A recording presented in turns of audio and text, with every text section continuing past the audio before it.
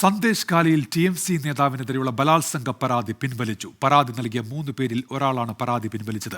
BJP പ്രാദേശിക മഹിളാ മോർച്ച നേതാവ് നിർബന്ധിപ്പിച്ച് വെള്ളപ്പേപ്പറിൽ ഒപ്പിടിപ്പിച്ച ശേഷം പരാതി എഴുതി ചേർത്തു എന്നാരോപിച്ചാണ് പിന്മാറ്റം. നിതിൻ അംബുജൻ വിവരങ്ങളുമായി ഡൽഹിയിൽ നിന്നിപ്പോൾ ചേരുന്നുണ്ട്. നിതിൻ, തെരഞ്ഞെടുപ്പ് കാലത്ത് വലിയ രാഷ്ട്രീയ വിവാദം ആയ സംഭവമാണ്. പിന്നീടൊരു പ്രാദേശിക BJP നേതാവിന്റെ വെളിപ്പെടുത്തൽ നമ്മൾ കേട്ടതാണല്ലോ. ഇപ്പോൾ എന്താണ് സന്ദേശ് കാലിയിൽ സംഭവിക്കുന്നത്, നിതിൻ? ഉന്മേഷ്, സന്ദേശ് കാലിയെ സംബന്ധിച്ച് ഞെട്ടിക്കുന്ന വെളിപ്പെടുത്തലാണ് കഴിഞ്ഞ ഏതാനും ദിവസങ്ങൾക്ക് മുമ്പ് ഗംഗാധർ ഗോയൽ എന്ന പ്രാദേശിക BJP നേതാവ് നടത്തിയത്. ഇപ്പോൾ ഒരു പരാതിക്കാരി തന്നെ പരാതി പിൻവലിച്ചിരിക്കുകയാണ്. തൃണമൂൽ കോൺഗ്രസ് നേതാവിന്റെ ഭാഗത്തുനിന്നും ബലാത്സംഗം നേരിട്ടിട്ടില്ല എന്നൊരു പരാതിയാണ് ഇപ്പോൾ പരാതിക്കാരി പിൻവലിച്ചിരിക്കുന്നത്. അതോടൊപ്പം തന്നെ BJP നേതാക്കൾക്കെതിരെയും മഹിളാ മോർച്ച നേതാക്കൾക്കെതിരെയും ആരോപണം ഉന്നയിക്കുന്നുണ്ട്. മഹിളാ മോർച്ച നേതാവ് ഒരു വെള്ളക്കടലാസിൽ ഒപ്പിടാൻ നിർബന്ധിച്ചു.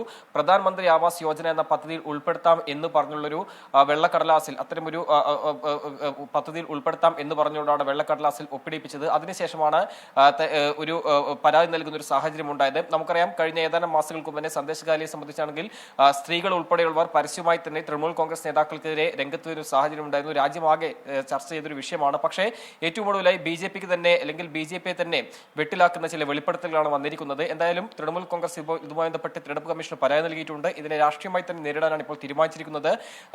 7ാം ഘട്ടത്തിലാണ് ബാസിർഹട്ട് ഉൾപ്പെടുന്ന, അതായത് സന്ദേശ് കാലി ഉൾപ്പെടുന്ന ബാസിർഹട്ട് മണ്ഡലത്തിൽ വോട്ടെടുപ്പ് നടക്കാനിരിക്കുന്നത്. സ്വാഭാവികമായിട്ടും ഈ ഒരു ഇനിയുള്ള ദിവസങ്ങളടക്കം വലിയ രാഷ്ട്രീയ ആരോപണ പ്രത്യാരോപണങ്ങൾ ഉയരുന്നുണ്ട്. ഇതിനിടയിലാണ് കൂടുതൽ വെളിപ്പെടുത്തലുകളും അതോടൊപ്പം തന്നെ പരാതി പിൻവലിക്കുന്ന ഒരു സാഹചര്യം ഉണ്ടായത്. എന്തായാലും പരാതിക്കാരി BJP നേതാക്കൾക്കെതിരെയും ഒരു ആരോപണം ഉന്നയിച്ചിട്ടുണ്ട്. ഇത് സംബന്ധിച്ച് സന്ദേശ് കാലി പോലീസ് സ്റ്റേഷൻ ഇപ്പോൾ പ്രാദേശിക മഹിളാ മോർച്ച നേതാവിനെതിരെ പരാതി നൽകിയിരിക്കുകയാണ്.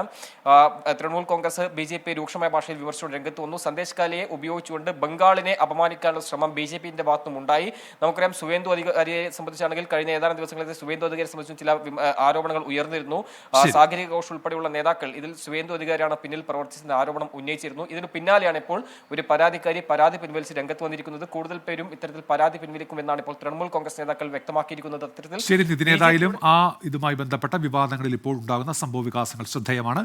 നിതിൻ അംബുജനാണ് ഡൽഹിയിൽ നിന്ന് വിശദാംശങ്ങൾ നൽകി.